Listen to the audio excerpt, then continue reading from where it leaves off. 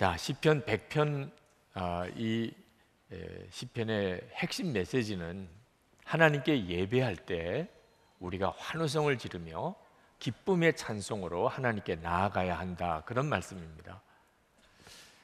1절, 2절을 보면 온 땅아 주님께 환호성을 올려라.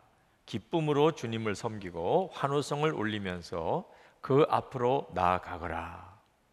뭐 어려운 말씀 아니죠. 다 잘 아는 말씀이고 익히 잘 아는 말씀인데, 여러분, 하나님의 말씀은 아는 것이 중요한 게 아니고 그 말씀대로 살아야 복이 있는 것입니다.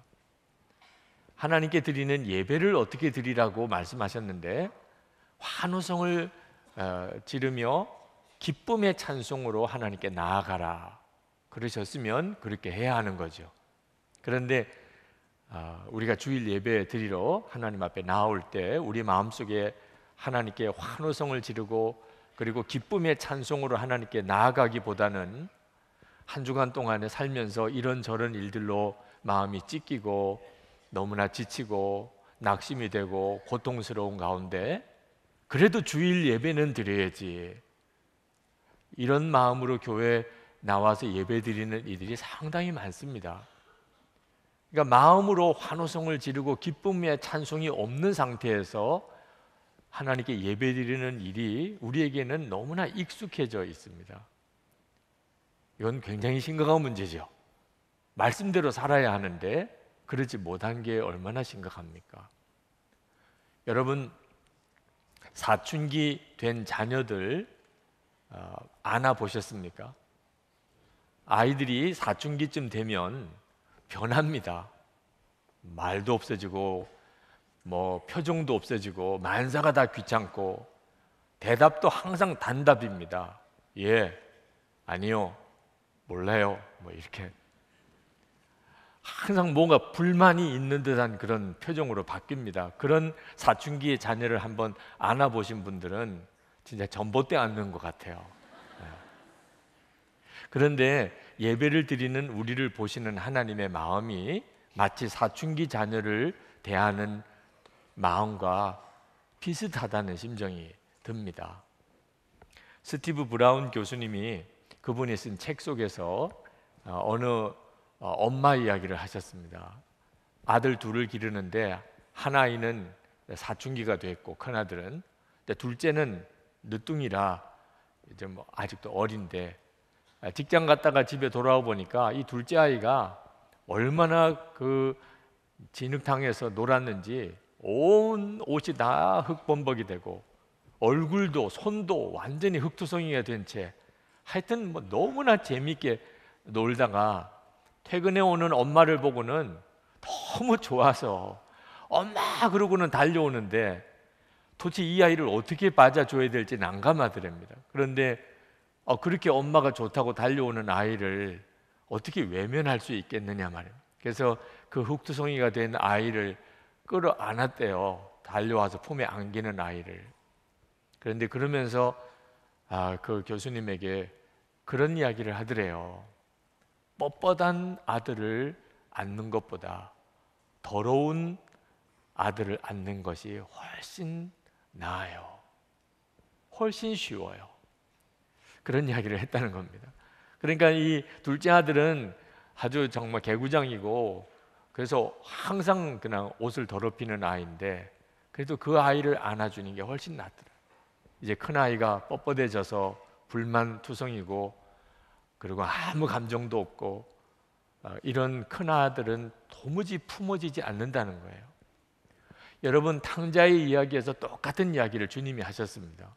두 아들이 있었어요. 둘째는 정말 완전히 방탕하예요. 그래도 아버지는 방탕했던 그 아들, 돼지 냄새 풀풀 나고 돌아오는 그 아들 안아주었어요. 얼마든지 안을 수 있어요. 아무리 죄인이라도, 아무리 더러워도 하나님은 얼마든지 안아줄 수 있어요. 그런데 문제는 큰아들입니다. 큰아들은 아버지 말 잘 들은 것 같은데도 마음에는 불평과 불만, 그리고 얼마나 뻣뻣한지 아버지가 도무지 안을 수가 없었잖아요. 저는 어릴 때부터 정말 예배 잘 드렸어요. 한 번도 주일 빼본 적이 없어요. 저는 그게 예배 잘 드리는 건 줄 알았어요. 저는 어릴 때 예배 잘 드렸다고 상도 많이 받았어요. 저는 제가 예배를 잘 드렸다고 생각했어요. 그런데 주님을 바라보는 눈이 뜨이면서 제가 그동안 드렸던 예배가 마치 사춘기 자녀들이 부모를 대하는 것 같은 그런 예배였구나. 정말 환호성과 기쁨의 찬송으로 내가 한번 예배를 드려본 적이 있었나. 그때 깨달았어요. 하나님께서 저에게 말씀하시는 것 같아요. 너는 왜 내 앞에만 오면 그렇게 화를 내냐? 오늘도 그런 표정이신 분이 있으세요.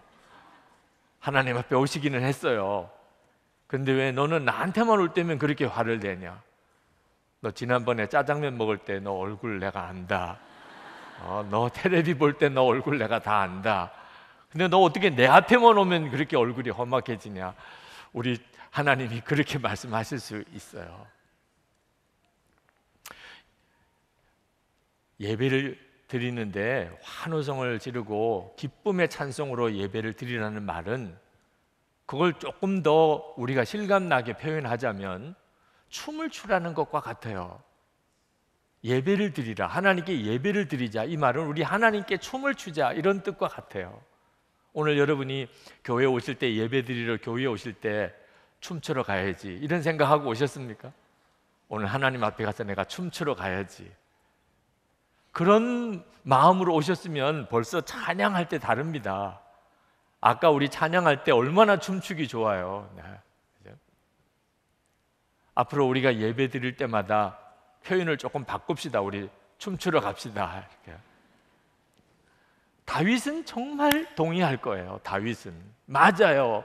하나님께 예배하는 것은 춤을 추는 거예요. 우리가 진짜 예배를 드리는 그것은 어떤 느낌일까요? 마치 이렇게 춤을 추는 것 같은 느낌. 그러면 그게 진짜예요. 그러면 어떻게 그렇게 예배를 매번 드릴 수 있냐는 겁니다. 우리의 삶은 우리를 그렇게 만들어 놓지 않는데, 지치게 하고 힘들게 하고 짜증나게 하고 화나게 하고 고통스럽게 하고 이런 세상 속에 사는데, 어떻게 예배 드릴 때마다 환호성을 지르고 기쁨의 찬송으로 하나님께 나아갈 수 있냐 말입니다. 그러므로 기쁨의 기적이 일어난 사람만 이런 예배를 드릴 수 있는 거예요. 기쁨의 기적이 마음에 일어난 사람. 그 기쁨의 기적은 그럼 어떻게 일어납니까? 하나님을 알게 될 때 옵니다. 하나님을 알게. 환경이 달라지고 일이 잘 되고 해서 오는 게 아니에요. 하나님을 알게 될 때 오는 거예요. 그래서 시편 기자가 3절에 하나님을 알라고 말씀하는 겁니다.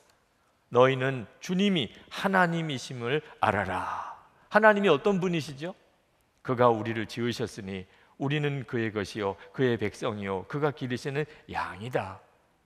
하나님이 살아계시고 그 하나님이 나의 아버지가 되시고 하나님이 나를 창조하셨고 나는 하나님의 양이, 이 사실을 그냥 들은 게 아니고 그런 말을 들어본 적이 있다는 게 아니고, 그게 정말 하나님을 만남으로 내가 눈이 뜨였어요. 그러면 그 속에서 기쁨의 기적이 일어납니다. 내 처지와 형편과 아무 상관없어요. 내 속에서 기쁨의 기적이 일어나요. 저에게 얼마 전에 어느 분이 메일을 보내주셨는데, 장애를 가지고 계신, 그래서 심한 우울증을 겪고 계신 여자 성도님이셨습니다. 주님, 제가 주님을 원망했습니다. 제가 왜 장애인으로 태어났는지 주님을 원망했습니다. 저의 가정 형편을 기준으로 하나님의 사랑과 저의 존재를 판단했습니다. 저는 세상을 장애와 비장애라는 기준 하나로 나누었고 그것으로 하나님이 사랑하신다 안 하신다 판단하였습니다. 저는 화목하고 건강한 가족 안에 태어난 사람만 하나님께서 사랑하시는 증거라고 믿었습니다. 저는 정말 궁금했습니다. 하나님, 제게 왜 이러시는 겁니까? 하나님, 정말 나의 창조주 맞습니까? 내 삶의 주관자가 맞습니까? 저는 주님께 막 따졌습니다. 하나님이 나를 사랑하는 게 맞습니까? 왜 나를 만드셨나요? 이분이 그렇게 하나님을 원망하고 자기 자신에 대해서 저주하고 세상을 저주하다가 우연히 제 설교 중에 눈으로 보는 현실과 믿음으로 보는 진실이라는 제목의 설교를 듣다가 눈이 뜨였다는 거예요. 자기가 원망하던 그 많은 문제들이 하나님의 은혜였음을 깨닫게 됐다는 겁니다. 하나님께서 사랑이 없으셔서 이 세상과 이 세상의 차별과 고통, 전쟁과 굶주림, 미움과 살인이 일어나는 것이 아님을 알았습니다. 제 장애가 하나님 앞으로 나를 데려갔고 하나님의 사랑을 부정하게 만든 그 고통과 상처가 사실은 하나님의 사랑을 발견하도록 나를 이끌었음을 깨달았습니다. 주님, 지금 저는 당신께 감사합니다. 이제 큰 자유를 얻었습니다. 이제는 주님이 내게 허락한 그 장애로 인해 감사드립니다. 온전하신 당신의 사랑을 깨닫게 해주신 그 고통의 멍에를 감사드립니다. 나에게 상처와 고통이 복이 되었고 나에게 죽음이 소망이 되었습니다. 저는 그분의 매일을 통해서 그분이 겪는 일, 경험한 일을 다 알 수는 없었습니다. 그러나 한 가지 분명한 건 알았어요. 그분 속에 기쁨의 기적이 일어났구나. 하나님을 바라보는 눈이 뜨이면서 그 우울증에 걸릴 수밖에 없던 그 형편 속에 그분 속에 기쁨의 기적이 일어났습니다.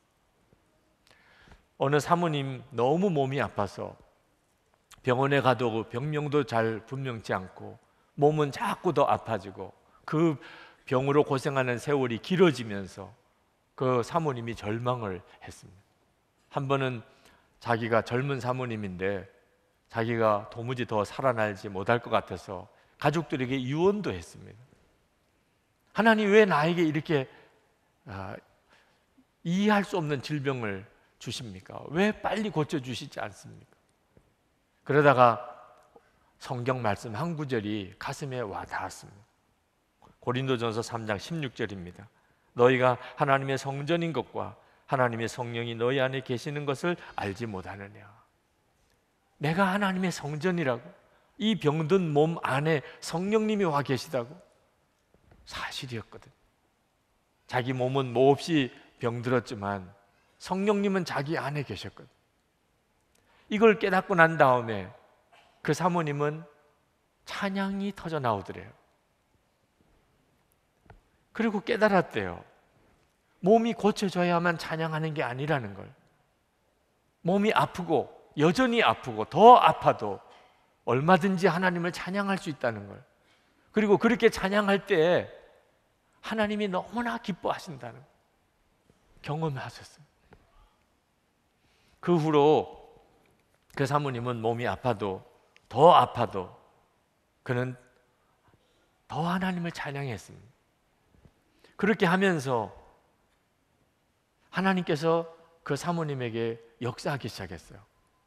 그 사모님의 병든 몸을 만지기 시작하고 무엇보다도 가정 분위기가 달라져 버렸어요.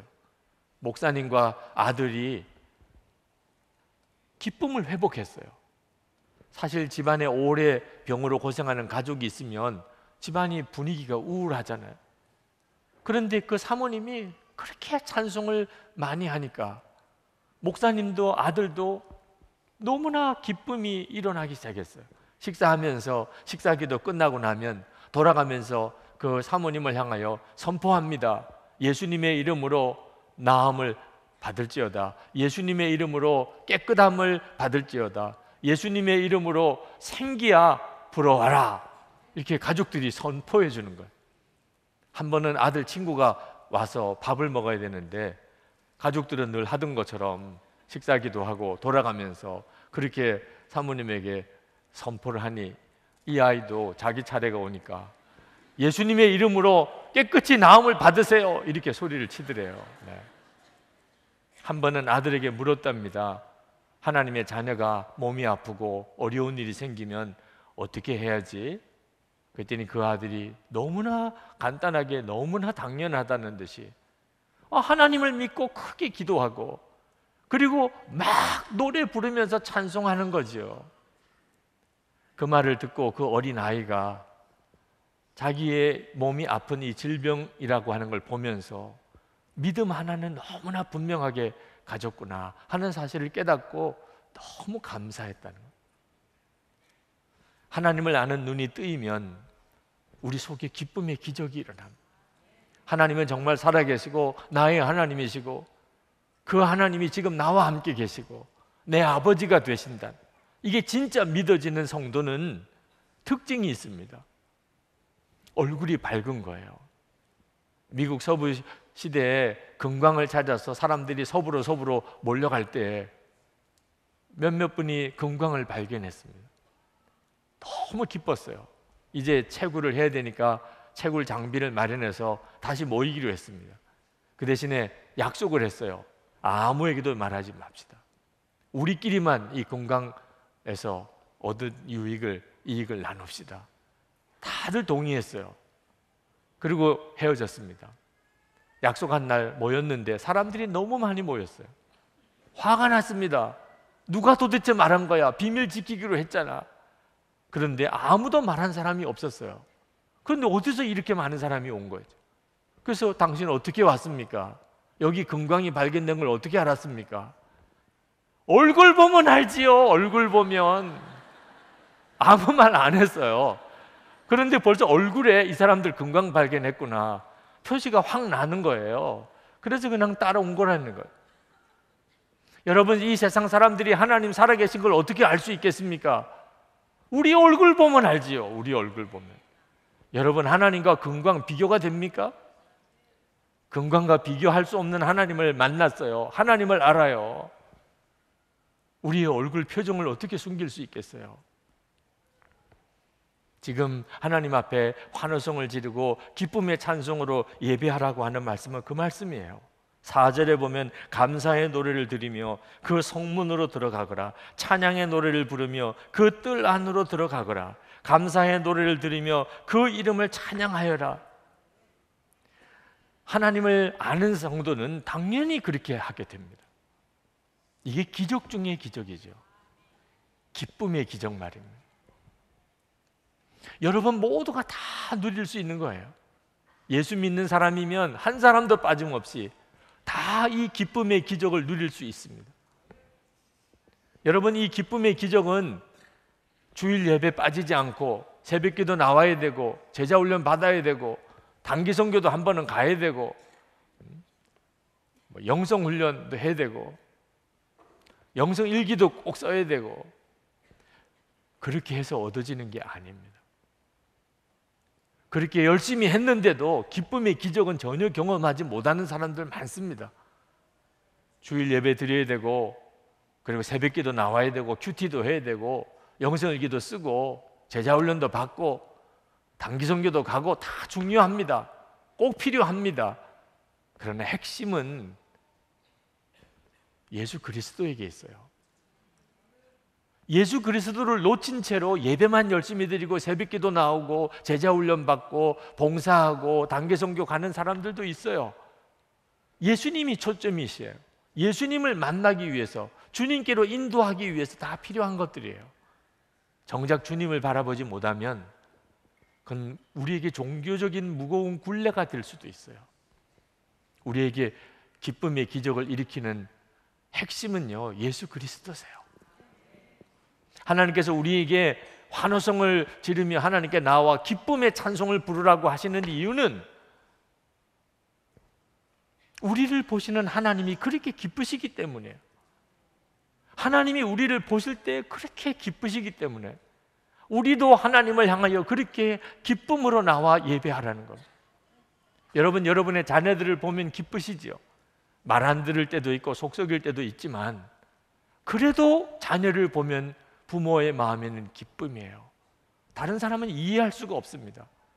인물이 잘나서 그렇습니까? 공부를 잘해서 그렇습니까? 뭘 여러분에게 잘해줘서 그렇습니까? 조건이 없어요. 내가 낳은 아이라는 것 하나, 그냥 존재 자체가 나의 기쁨이에요. 우리의 자녀들은 하나님도 똑같으세요. 하나님께서 우리를 그렇게 기뻐할 이유가 뭐 있겠습니까?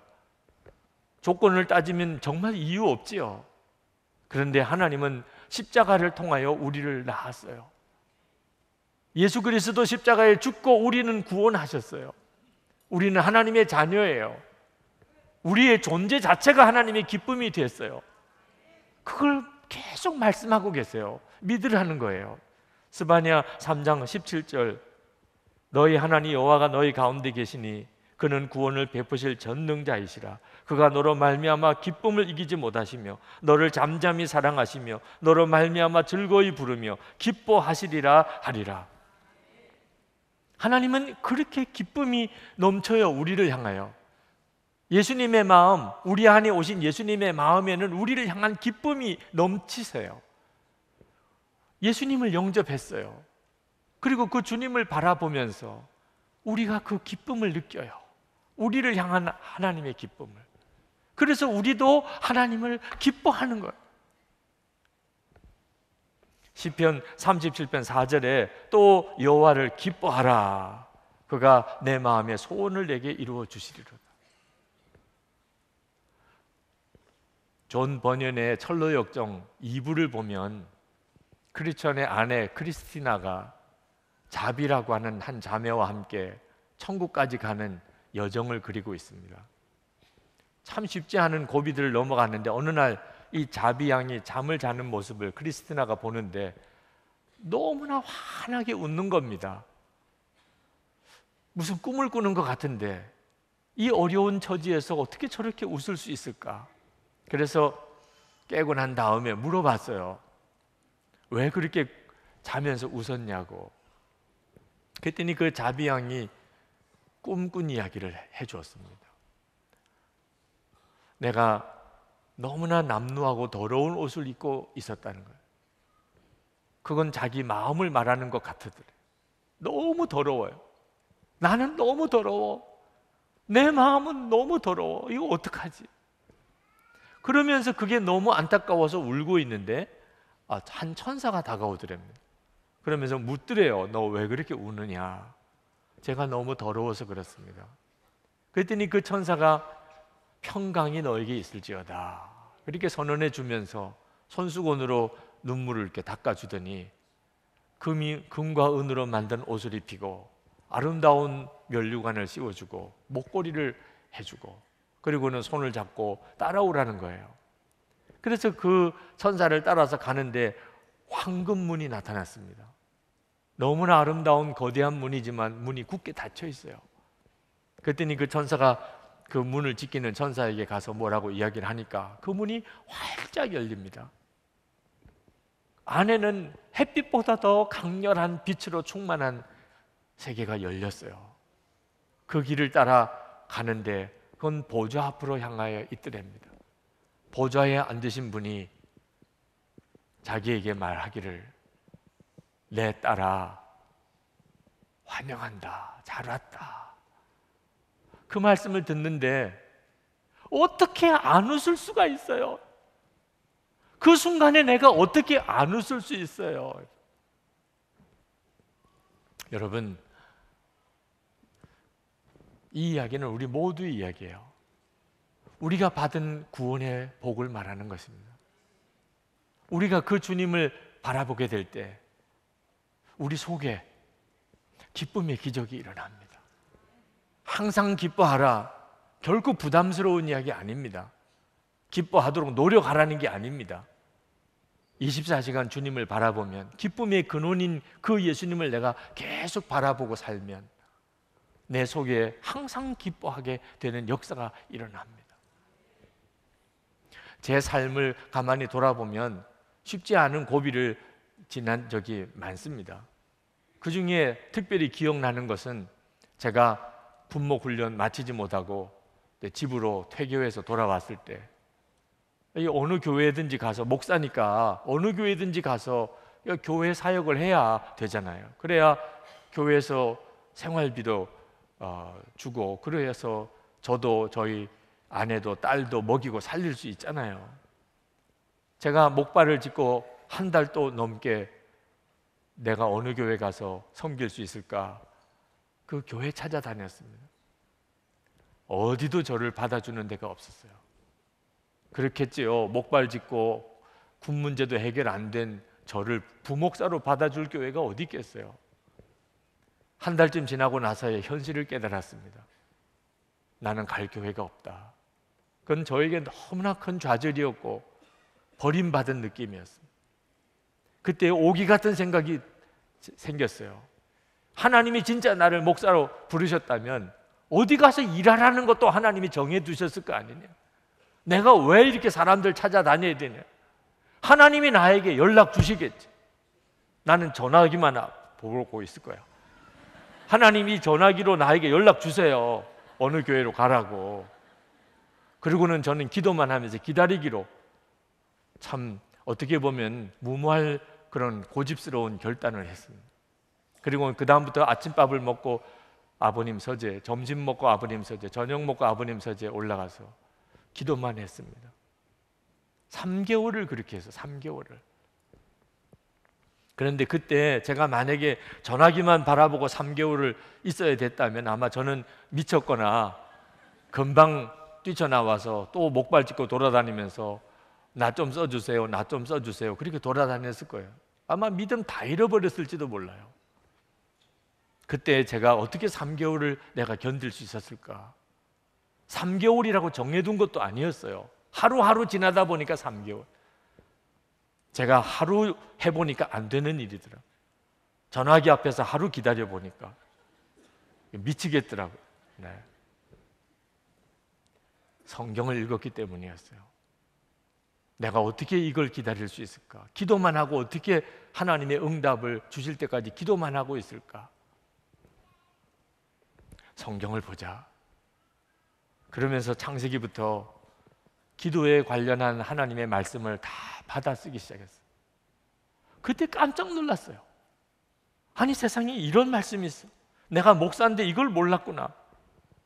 은혜를 받기 시작했습니다. 하나님의 말씀으로 하나님을 알게 됐어요. 그리고 하나님이 나와 함께 계신 것을, 아무도 모르는 그 골방에 들어가 있는 저를 하나님은 알고 계시고 저와 함께 계시고 계속 말씀으로 은혜를 주시고 깨우쳐 주시는 것을 알았어요. 그때 이렇게 정리된 것들이 기초가 되어서 예수님의 사람 제자 훈련 교재가 만들어진 겁니다. 한 달이 지나고 2달이 지나요. 마음의 조급하기보다는 언젠가는 분명히 하나님이 나에게 어느 교회로 가라 말씀하실 텐데, 그 전까지는 내가 이 말씀 연구하는 일을 조금이라도 더 할 수 있어야 될 텐데, 나중에는 임지가 생기는 것보다 말씀에서 은혜 받는 것을 놓칠까 봐 안타깝더라고요. 하나님을 아는 눈이 뜨이기 시작하니까, 은혜를 받는 눈이 열리기 시작하니까 힘들고 어려운 것이 다 달리 해석이 되더라고요. 그리고 3개월 뒤에 정말 거짓말같이 전화기에서 저를 부르는 소리가 들렸어요. 그리고 제가 부목사로 가서 일하기 시작했습니다. 그때 제 가슴 속에는 정말 충만했어요. 어떤 고생도 고생이 아니었어요. 여러분, 하나님께서 왜 우리에게 환호성을 지르라, 기쁜 찬송으로 하나님께 나아가라고 말씀하시는 줄 아십니까? 하나님의 자녀들인 우리가, 기쁨의 근원을 가지고 있는 우리가 세상의 기쁨을 구걸하고 사니까 그런, 가족들에게 나를 기쁘게 해달라, 직장에서 나를 좀 기쁘게 해달라, 텔레비를 보면서 인터넷을 보면서 나를 좀 기쁘게 해달라, 이런 꼴로 살고 있기 때문에 우리는요 기쁨의 근원이에요. 예수님이 나의 기쁨의 근원이시고 나는 내 가족과 이웃의 기쁨의 근원이에요. 예수님 예언하셨어요. 요한복음 7장 38절에 나를 믿는 자는 성경의 이름과 같이 그 배에서 생수의 강이 흘러나오리라. 아멘입니다. 우리 속에 생수의 강이 흘러나와서 우리 주변에 있는 모든 사람들이 다 생기가 나게 만드는 존재가 우리예요. 우리 안에 기쁨의 기적이신 주님을 붙잡을 때, 애매하게 보이는, 희미하게 내가 보이는 예수님, 이제는 내게 선명하게 보이기 시작해요. 그러면 인생은 완전히 달라진 겁니다. 오늘 이 시간 이 예배 드린 여러분 모두에게 24시간 주님을 바라보면서 여러분 속에 기쁨의 기적이 일어나게 되기를 축복합니다. 우리 이 시간 기도합시다. 하나님, 제 속에 이미 기쁨의 기적이 시작이 됐습니다. 제가 주를 바라보는 눈을 분명히 뜨게 되기를 원합니다. 하나님, 내 속에 기쁨이 넘치게 만드실 하나님을 내가 더 알고 싶습니다. 주변에 슬픈 사람, 낙심한 사람, 상처받은 사람 투성입니다. 하나님, 제가 생수에 강이 흘러나는 자가 되게 해 주옵소서. 우리 통성으로 기도합시다. 은혜와 사랑이 충만하신 아버지 하나님,